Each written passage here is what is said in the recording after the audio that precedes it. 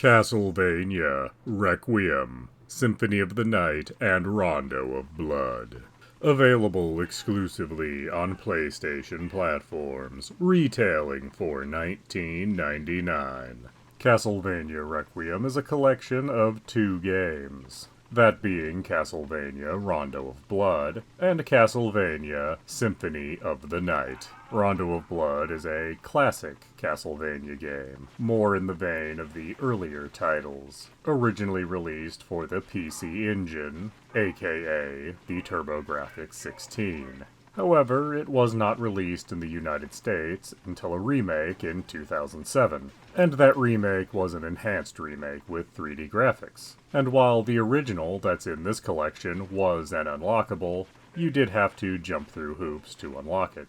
So, this is the first time Rondo of Blood has been seen in America in its original form, without having to do any extra work to actually play it. And Rondo of Blood is often considered the best of the old style of Castlevania. And it's also a game where a lot of the sprites you would see throughout the rest of the series originate from. It also wasn't as linear as earlier titles, with there being branching paths that lead to different levels throughout the game, and secrets to find that would actually vary up the gameplay somewhat. Elements which do start hinting towards the Metroidvania genre that the series would become later. The protagonist in Rondo of Blood, Richter Belmont, is what bridges Rondo of Blood and Symphony of the Night together, as the last boss fight in Rondo of Blood actually serves as the introduction to Symphony of the Night. Speaking of Castlevania Symphony of the Night, it is of course the other game in this collection. And it is often considered the best of the Castlevanias done in the Metroidvania style. And while the intro does have you playing as Richter Belmont again, once you're done with the introduction, you start playing as the game's protagonist proper, Alucard. He's Dracula's son, and his name is Dracula backwards if you didn't pick up on it. And here you will notice things are very different from the last game. First, there are not a series of levels to accomplish, but one large map to explore, and later a second large map to explore. And you will notice there are RPG elements, such as leveling up with experience, and managing your equipment. You can also cast spells, which is done with Street Fighter-like button combinations. And you will find as you explore the castle that in order to get to new locations in the castle, you will have to find things. Sometimes it's literally a key. Other times it's a new ability, such as being able to double jump or turn into mist. As while it does seem like you can freely explore the castle, you find out with your base abilities there are very few places you can actually go.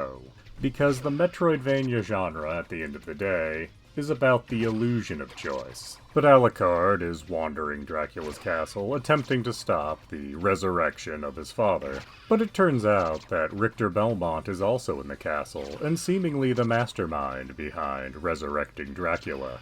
And if you take that at face value, you can finish this game very quickly and get a terrible ending.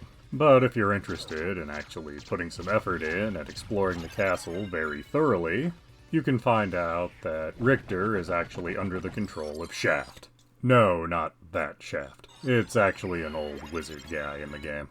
And that will allow you to free Richter from his mind control, reunite him with his beloved, and unlock the second half of the game, where you do the same castle again, but upside down.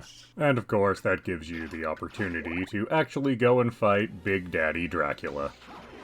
So what you have here is a collection of 2 highly regarded Castlevania games. They are done in very different styles, but they are connected by characters and story to an extent. Still, this makes them for a somewhat odd pairing, because there is a definite division in the Castlevania fanbase between fans of old-school games like Rondo of Blood and fans of the newer Metroidvania style.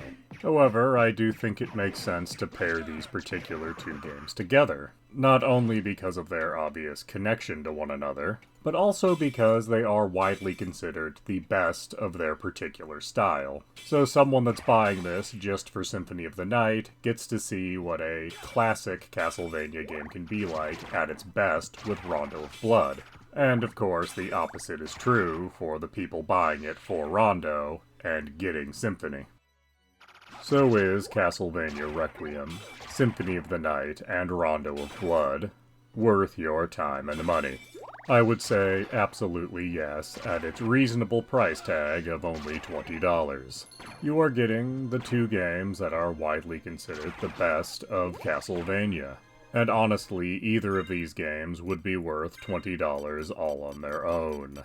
And it's a bit of a mystery as to why these games are not more widely available on other platforms, as neither game is currently available on the Switch or on the PC.